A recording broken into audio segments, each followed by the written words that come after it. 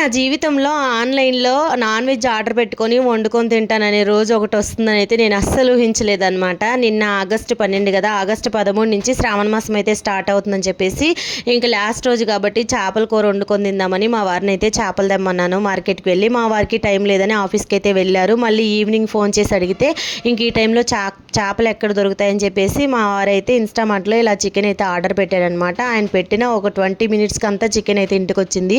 ఇదివరకు రోజుల్లో అయితే ఏమన్నా కావాలంటే షాపుకి వెళ్ళి తెచ్చుకునేవాళ్ళం అనమాట. ఇప్పుడు అన్నీ కూడా ఆన్లైన్ అయిపోయాయి. సగం ఈ ఆన్లైన్ వల్లే మనుషులు కూడా బద్ధకస్తులుగా తయారవుతున్నారు. మీరేమంటారు ఫ్రెండ్స్? కమెంట్ చేయండి.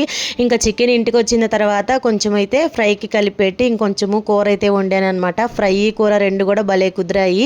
మీలో ఎంతమందికి చికెన్ అంటే ఇష్టమో కమెంట్ చేయండి. ఇలా మీలో ఎంతమంది ఆన్లైన్లో ఆర్డర్ పెట్టుకొని వండుకొని తినున్నారనేది కూడా కమెంట్ చేయండి. నిజంగా కాలం మారడం అంటే ఇదేనేమో కదా ఫ్రెండ్స్. మీరైతే వీడియోని లైక్ చేసి ఛానల్ని సబ్స్క్రైబ్ చేయండి.